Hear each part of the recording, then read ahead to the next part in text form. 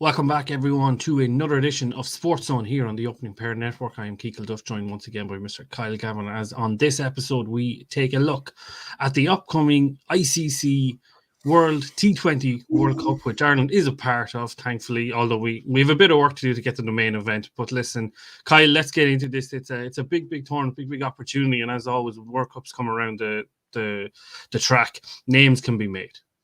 Absolutely. As you said, a little bit of work to get to the main show, but we're there. We're en route. We're in contention to at least, as you said, make a few legendary, hopefully, scalps. Take 2 scalps with us, and make a few memories again. But we've quite a bit to cover on this episode, so I'm really looking forward to it. Yeah, it should be good. Listen, it's been 10 years since the Kevin O'Brien ton in Bangalore. It's been 14 since Paddy's Day against Pakistan.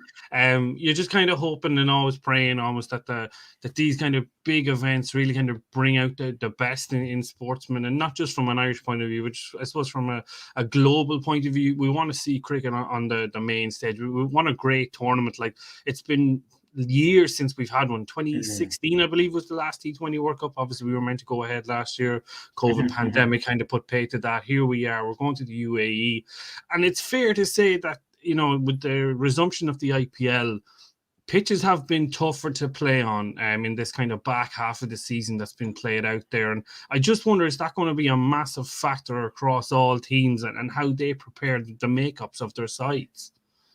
Yeah, I believe it's a very good point you've raised there. We've seen in the warm-ups that we're going to touch on just a little bit later on that it's been very difficult, even for set batsmen, to make runs. It just seems to be a really struggle, and that you've really got to cash in once you have your eye in. But we, especially from an Irish point of view, we're a very young and inexperienced squad overall. Obviously, there's a few guys that have been around the block and back, but it's going to be a difficult qualifying series, especially with the bigger nations in there, with Sri Lanka and things like that. It's tricky to see how it's going to work. The COVID thing again, and the lockdowns and the bubble scenarios. It's made it much more difficult to have a squad of players that you can't just fly somebody in if it's a bad injury and things like that. So. Yeah, it's a lot. It's a lot to ask of a young squad, I feel. The only thing, though, on the other side is that obviously because it's a young squad that hasn't been through this before, that kind of scar tissue isn't really there, and then those bad memories of bad beatings on the world stage isn't there, or missed opportunities. So you're kind of hoping that might galvanize them in another way potentially. Yeah, true. These guys, they've come up through the system in Ireland now, and it's developing very nicely. As I said, you still have the likes of Kevin and Paul Sterling that have gone through the grind of county cricket in England and have learned their trade that way, whereas these guys have done it on the club stage. And I suppose, they've known only the good days, really, and the excitement and the buzz and that lack of fear factor, which overall modern cricket, with the advent of T20 and T10 also has really pushed on these inventive shots. And you just see batsmen just constantly foot to the floor, flat out trying to hit boundaries off every ball. So let's hope so. Let's hope we get a couple of good days out, and you never know, catch a big side on an off day. Well, I suppose we don't even need to get them on their off day, because we are, listen, as we'll get into their fixtures, we're in a group of 4 at the moment. Top 2, I believe, will move on to the next phase. So straight away, you kind of know going into this 2 out of 3 probably gets me there. But I think, listen, let's get into the squad that was picked for this. So 15-man squad led by Andrew Balbirnie, injury permitted. Obviously, at the time of recording, it has come out that he should be okay for this. But listen, kind of going down the name, it's fairly stock and trade. Adair, Camphor, Delaney, Dockrell, Josh Little, Andy McBride, Kevin O'Brien. We're seeing Neil Rock come into this. Simi Singh, Sterling, always a fan favourite. Harry Tedder, Tucker, Ben White, and Craig Young. And I suppose, listen, you've the list of the guys that unfortunately missed out. And is there anyone of those three that you see in this 15 in place of anyone, or is it just sort of like it kind of comes down to an either or, really? Yeah, it very much is. Like you've the three guys that are on the reserves are Barry McCarthy, Graham Kennedy, and Shane Getgett. And McCarthy for me is one that it's a little bit of a surprise, I must admit, because Balbo's been a big fan of his and a big backer of his for quite some time. Perhaps he's more suited to the 50 over stuff. Maybe that's probably what's omitting him. Get as well. Like, he's shown absolute terrific form in the interprovincials and the Ireland A stuff, and has that ability to just hit a massive ball, which we aren't exactly, overflowing with that type of a player. Plus, he can bowl a couple of handy overs. So I think probably Getgett can consider himself the most unlucky, but you had Garrett Laney, who had a long-term injury, and he just came back in. He's shown huge, superb form over in the Blast in England also. So I suppose that's probably the one, not controversial selection, but probably the biggest debating point. Kind of the 50-50 call, if you will, your either ors. It's the McCarthy one is I'm not surprised Barry's not picked it, because I suppose, again, to the point that I made earlier, like we're seeing in the restart of the IPL, like these slow pitches, and you're just wondering like how much is pace really going to be a factor. And I understand, slower balls and cutters and stuff like that, but I always feel that, like, if you're going down that road, then you're almost as well to have like a tried and tested spinner in its place. Now, we're probably not going to see any team be filled with 5 spinners. Let's be realistic on it. But I can understand why Barry's not there. Geke is kind of like a half and half player. You could see him in there maybe ahead of maybe like a Camphor Dockrell. That's kind of the spot he was looking at. Maybe they felt that they had enough covered with the like a Camphor and Dockrell money in the bank. Geke is a dangerous player. He's come on leaps and bounds this year in the international season, not on the interprovincial season. But listen, it's the 15 guys that we have, and I suppose, listen, do you want to try and pick a 15 that we think is going to be the gig, or do you want to kind of leave that for the fixtures later on? Yeah, I think we'll leave that for just a little bit later on, because as I said, we had a couple of warm-up games and a three match series with the UAE, which kind of gave us a little bit of an insight of, I suppose, where Andrew's thoughts are at. There was also a warm-up game with Scotland, and kind of just getting the whole squad in, basically. But I think we leave that just a little bit later, and maybe just jump into the UAE T20 series and just see what we can kind of draw out of that. So look, the first T20, Ireland won actually very, very impressively. Once again, Paul Sterling and Kevin O'Brien opened up, came to the fore. Sterling with a lovely 53, Kevin with a 46. Set a very, very nice total. And sorry, they were actually chasing. Sorry, they actually chased it down very, very easily. They bowled the UAE for 123 for 7. Mark Adair once again impressing with the ball, 2 for 29. Curtis Camphor really, I think, nailing down his place, 3 for 19, showing that he's not just a batsman; he has that bowling ability as well. Actually, Ben White was in the 11, which I thought was a little bit surprising. I don't know if you agree or disagree. So Ben White, to me, is a guy who, he's made the big decision to leave Phoenix. He went up the north, decided to chase interprovincial cricket, chase, honours with Ireland. And you have to say, every decision that he's made has turned into a right one. And I think, listen, it comes back to what I said before about this idea of scar tissue and, being... We always seem to kind of do the same things all the time, It's a team that I've brought up any time that we've talked about Irish cricket, is that, like, we bat the same, or we pick the same team. And I think it's refreshing to see a guy like Ben White in this squad, to see a guy like Neil Rock in this squad, because ultimately, we can't go on. Every team has to evolve, and maybe like getting Ben White in is the next evolution of how we play and how we attack as a bowling unit. So I'm not surprised to see the guy there. It's going to be interesting as we kind of get into a makeup of a team how and when he would fit into it. But I think he warrants a spot there in the 15. Absolutely. I agree. I think there's no point having these warm-up games, and as you say, going to tried and trusted. We know what the likes of McBrien and Simi can do. We know these guys have the nous and the skill. It's not a now or never, but we need to know, can the likes of Ben White, Graham Kennedy, Rock, can they cut this level? And I think for the most part, we're upwardly mobile in this scenario. If as you say, look, we should probably get out of this qualifier. If we don't, the Netherlands are an extremely good T20 side. It's no embarrassment to not get out of the group, especially with the youth that's coming through. But there is pressure. There still is pressure. We're still seen as, and we are, a test playing nation. On paper, it'll go down as associate side beat test side. And unfortunately, as we spoke of before as well, with the test status, it has handicapped these younger players coming through because they're not getting that first class experiences in England and in different conditions and things like that. So, for these guys to go to these conditions in the UAE with the heat and that humidity and that absolutely not being able to catch your breath.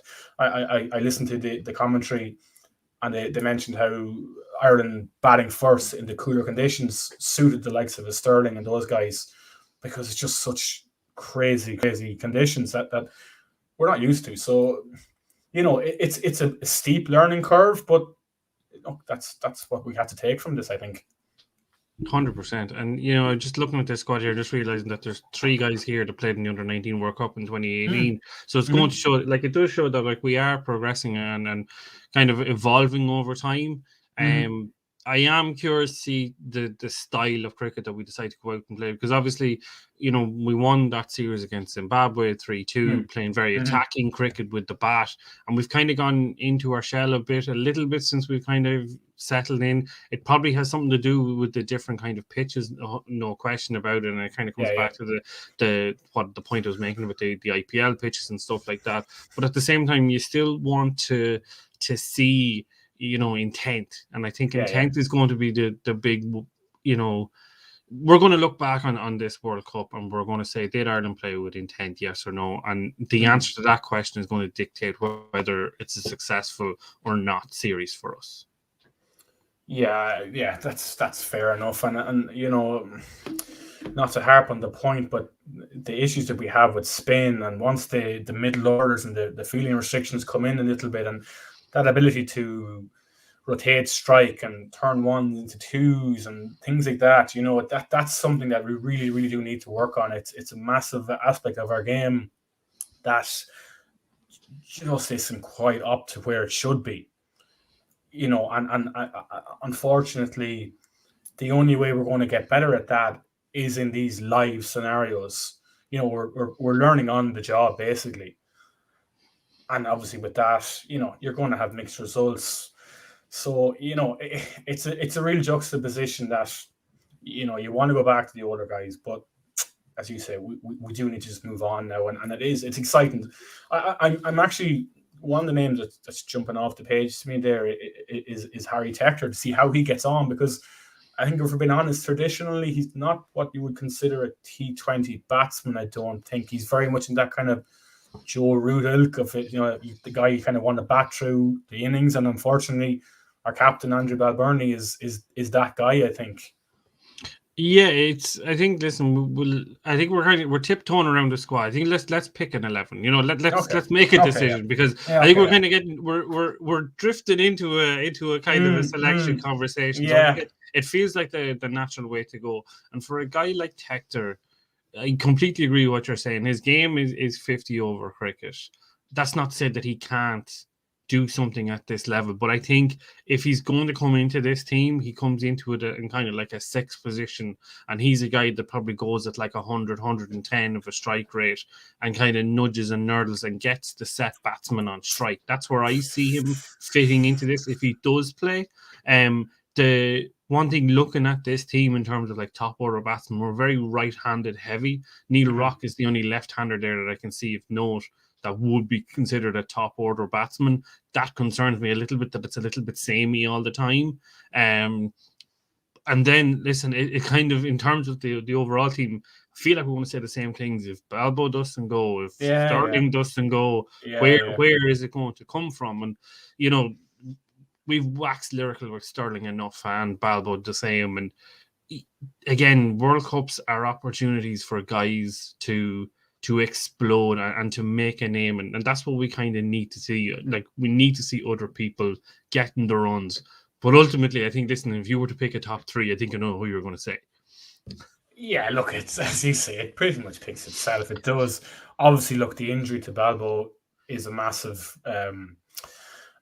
scenario for us. And, you know, like, looking at him in the couple of warm-up games there, and I was saying to you earlier off screen, he's looking like he's really struggling. And I think it's a situation with him that he's a very aggressive captain in his field settings and that kind of thing, and how he picks his side. You look at the team, the young players he's brought through, and I just wonder, like, you have Kev, you have Sterlo, you have Gareth Delaney there, you have George Dockrell. Is he sort of thinking, Jesus, I need to keep up with these guys. I need to be hitting boundaries every third or fourth ball. I need to be, you know, smashing the ball out of the park, rather than thinking, I'm going to rotate strike. I'm going to set the mood here with aggressive running, positive intent, playing his own game, because he's, again, and I mentioned him earlier, he's that Joe Root style of player that you look up at the board and all of a sudden he's 10, 12 not out off, you know, 7, 8 balls. And there is definitely, I think, a role for that type of a player. But to my mind, when we speak about Harry Tector down at number 6, and you're talking about 110, 115 strike rate, that's the antiquated way of playing cricket, unfortunately. And we've seen it with Owen Morgan's England. They have a Liam Livingston coming in at 6. A guy that can hit the ball absolutely miles. That's to me why I think the balance of this side is going to be so tricky, that someone like a Mark Adair, or, as was mentioned, Shane Getgett, who can just come in from ball one and clear the front foot and hit boundaries. That's what we need. We need a finisher style batsman that can come in and just go. True, but I think it's all well and good talking about the likes of Morgan's England and they've got this and that and the other. We have the 15 guys that are on screen, and we have to make the best of what's there. And I think that it is fair to say that the game plan is going to be Sterling, O'Brien, Balbirnie, try and get us past 14 overs, and then you're more than likely looking at Camphor Dockrell to keep going, and then whoever comes in that 6-7 role is there to kind of make sure that whichever one of the top 5 that's still there gets enough of the strike. And that's where I'm coming from, from a point of view of what that role with Tector in the team looks like. No, and I appreciate that. And I'm just looking at the notes I have here from the Ireland-Scotland warm-up game, and 3 names that jumped off the page to me is, you have Harry Tector, obviously we spoke on just a moment, 38 from 33 balls, batting down the order. Neil Rock, 32 from 19 balls. Curtis Camphor, 35 from 19 balls. That's where we need to be heading, you know, and that's just why I think, no offense to Harry, and I think he's a wonderful talent. Absolutely, he's progressed absolutely fantastically well in the last year to 18 months. But just a second guy going at that kind of rate, I don't know. Not for me anyway. But look, we have our top 3. Who do you think is going to be batting at number 4? Again, I think a lot of it is going to be situational based. I think that if it's a case that, you know, the top 3 get us to like 12, 13, 14, I see Dockrell coming in at 4. Okay. I think if it's kind of, if 4 is coming in before the 10th over, you're probably looking at Camphor. But I think that's probably where we're kind of going on a 4-5. No Gareth Delaney in that kind of top 3-4, because just, you know, funnily enough, the last ODI T20 against the UAE, Balbo dropped down to 4 and sent Gareth Delaney in at 3 when Kevin and Paul got off to a brilliant start. I suppose again, it's situational. Everything is fluid and whatnot. I'm probably going back on what I kind of said earlier in terms of I'm so used to seeing the same people in the same position. So I'm kind of, picking that as I see it there. Listen, Delaney's been out injured for a long time as well. That has to be taken into consideration. Fair point, So if it was me, I wouldn't put Delaney in there, but that would be just my opinion. So you wouldn't, when you say you wouldn't put him in there, you wouldn't put him into the 11, is that what you mean?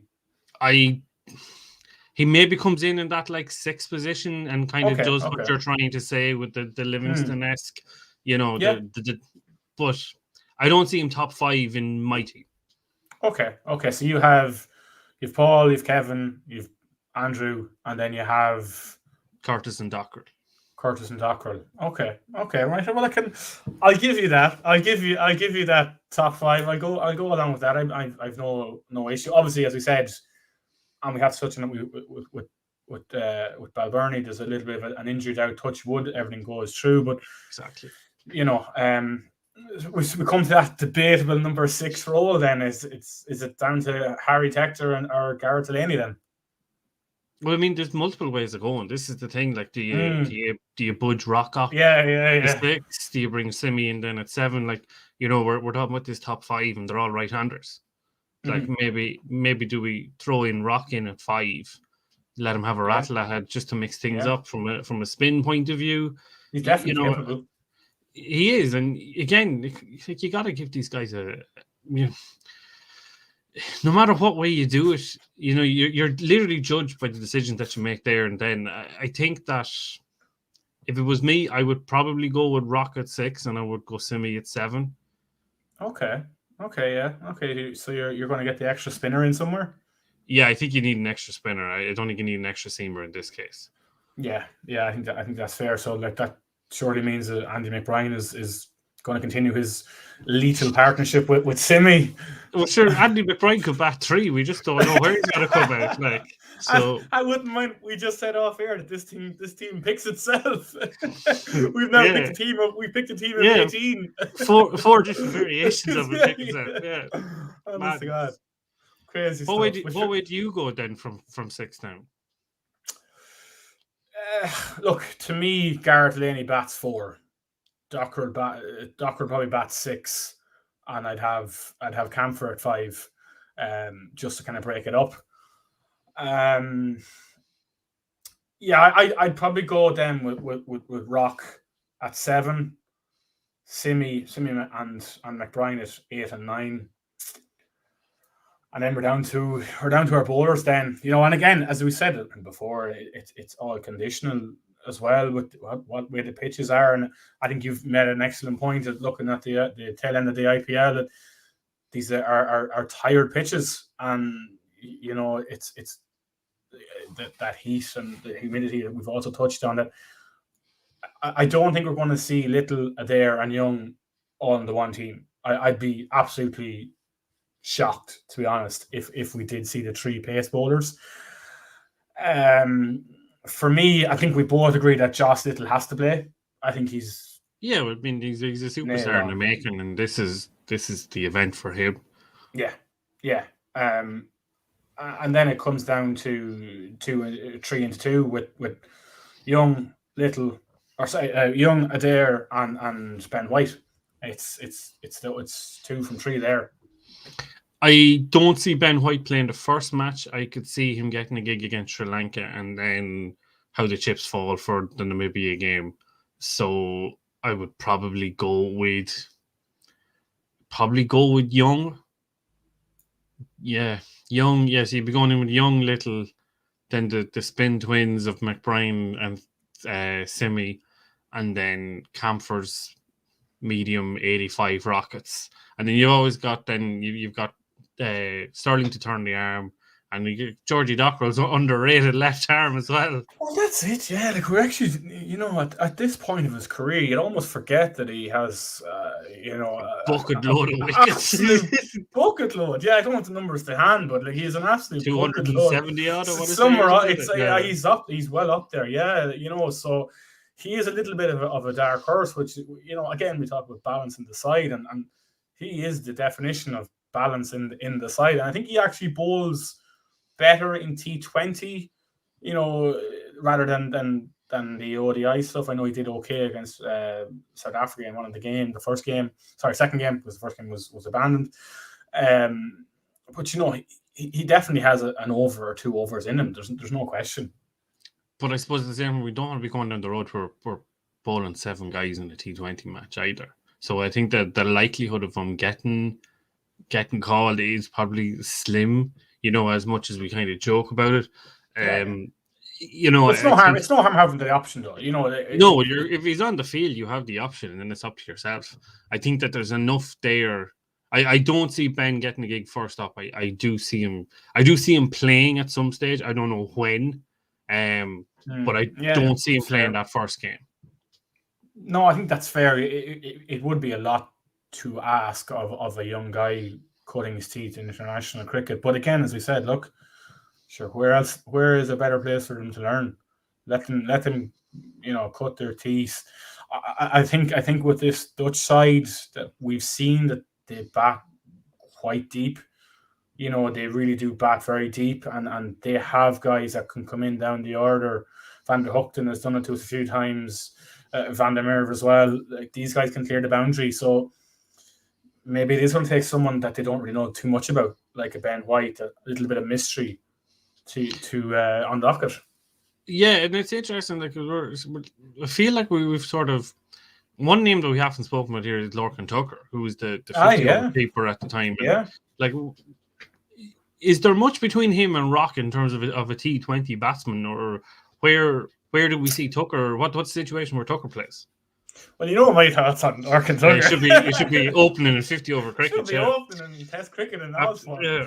But no, I think actually going back, it's an interesting point that you do raise with Lorcan Tucker, and I found it very strange that in the Zimbabwe T20 series and the recent UAE series that just wrapped up there the other day, that he hasn't got a gig at all. He literally hasn't gotten on the park whatsoever. Look, there's a warm-up game tomorrow against Papua New Guinea. I'd be very surprised if he doesn't get a game there, because it hasn't gone well with the bat for Neil Rock since the Scotland game. Unfortunately, he's looked a little bit, I don't want to say out of his depth, because I don't think that's fair, but he just looked like Balboa's come to him and said, look, you're the man. We're going to back you for this series. And I think maybe just that little bit of pressure is not sitting well on his shoulders. So look, as I said, I think Tucker had a lovely innings in the last game against Zimbabwe, smashed the ball around the park, and it looked like he'd actually found a little bit of something. I don't know whether he changed his technique or just said, look, I'm on my last legs here, I'm just going to go for it. So look, I think they have to have a look at him. He's there's nothing between him with the gloves. I don't believe. It's just what they can do with the bat in hand. Yeah, and again, it's the same questions, isn't it? It's balance. It's balance. It's makeup. It's Tucker's a good guy as well in terms of that kind of nudging and nurdling role. Yeah. Plays spin very well. He does. Yeah, he does. Listen, let's see what way they kind of make this up. I think we're picking teams here, and we've kind of different views on how we think you're looking in a kind of a new school style cricket, kind of in the eyes of where the game is. I'm kind of a little bit in the past, but still kind of being sort of in the moment. You've been dragged kicking and screaming into the future. Yeah. Ultimately, our World Cup campaign is going to be decided on 2 things. It's going to be decided on the form of our top 3, and it's going to be decided on whether we can take wickets from 9 to 15. And if we can't do both of those things, I don't think we're getting out of this group, is the long and the short of it, personally. It's hard to argue with that. It's actually funny enough, it's a debate I had with a couple of guys on Twitter earlier, the Night Watchman and Down a Fine Leg. And I actually posed the question of what would be seen as success from this tournament. And obviously, look, to qualify and to get into the big show, as they say, would be, I think, an amazing achievement. But outside of that, in your eyes, and I'll give my opinion a little later, but what would be success? I mean, we have to get out of this group. If we're, I think I know like we're ranked 12th in the world in T20, I believe at the moment. Probably, I think it's 11th or 12th or something. I know we're not top 10. No. But like, if we want to be seen to be a decent T20 player in world cricket and all kind of the glory and spoils that kind of come with that, then these are the moments that you have to take and embrace. And, you know, this Netherlands bowling attack is going to be very, very dangerous. But again, it's the same questions of like, are they going to be too pace heavy? And if they are, is there a way to exploit that? You know, this second match, you know, as we have on screen here, the Sri Lanka match, is that going to be, are we going to have a go at them? You know, it's going to be played 2 days afterwards in the same stadium. You have to spin is going to be a massive factor. And that's where the like of a Ben White can come in. Because those players, those Sri Lankan guys, are they going to have huge tape on Ben White to really kind of study, you know? And then Namibia, like, we have to be seen to be beating the likes of Namibia. Absolutely. You know, we have to be going 2 out of 3 here, whatever one of the first 2 being, get out of this group, and then it's gravy from there, isn't it? Yeah, and I think even like looking forward to that, you know, when you get into that group, don't be content. You know, look to take a scalp. Look to, you know, take out somebody and make it difficult for everybody else, because not only are these players, I don't want to say like fighting for like their international careers now, but they're also being on a world stage opens doors elsewhere. It opens going to the Blast. It opens going to the T10s. It opens going to the hundreds of the world. You know, like, and there's an opportunity there, you know, past this to further their careers and put Irish cricket on a global map in different ways as well. Like, how amazing would it be to hear that Josh Little is playing for like the Sydney Thunder this summer or their summer, you know, like, you just, this is what it's all about. But to answer your question, ultimately success is getting into the end game of this tournament, which is the second phase, and then look to take out someone there. No, I agree with you. I agree with you. You raised some very salient points there. And look, obviously, getting out of this group is the end goal. There's no point saying that, the plucky loser, blah, blah, blah, whatever. But, you know, realistically, you know, on paper, that Sri Lanka side, it's probably the weakest in a number of years. I honestly think that the Netherlands game is our most difficult fixture. I think that's basically, in air quotation, that's our World Cup final. Because if we get beaten comfortably in that game, that's it. I think I just see us rolling into the Sri Lanka game, heads down. They'll see us as well. They're taking a bit of a kicking, what have you. You know, that the team that we should be most closely contesting with have taken our scalp, and you know, the big game is pointless from there. Obviously, look, results in the other games could go our way, hopefully, but let's not hope it comes down to relying on other teams. But I just think absolutely everything needs to go into that Netherlands game. And look, as I said, I think we've talked about it earlier, the brand of cricket that we play, for me, that's probably the most important thing, because unfortunately we've seen in the last couple of games that the middle order just collapsing like a deck of cards. Spin comes on, heads go up in the air, it's caught it, you know, cover, short cover, it's spinning up in the air over their head, keepers catching. That's not good enough anymore. You know, we need to show that fighting spirit that we've always shown, punching above our weight, all the cliches you want to roll out, get the head down, really show what we're made of, because as we touched on, the talent is there. There's no question about that. The talent is there.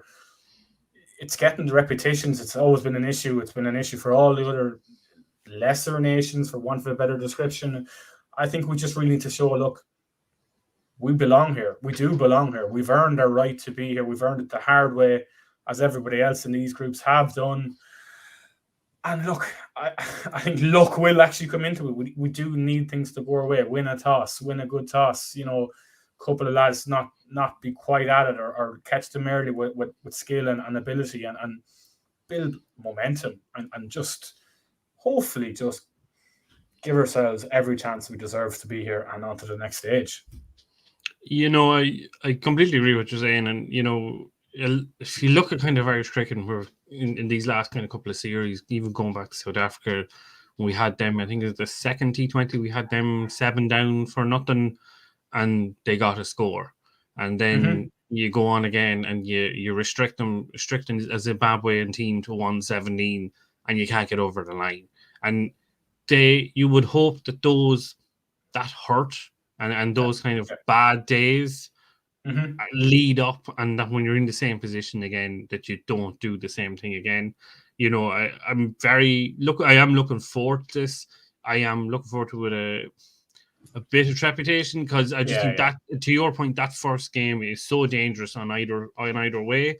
And Sri Lanka could come out and hit 200 against us, or we could have a right go at them and get them for 130 odd, and it's game on, especially if Sterling backs up the form that he's been in throughout all formats with all teams this year.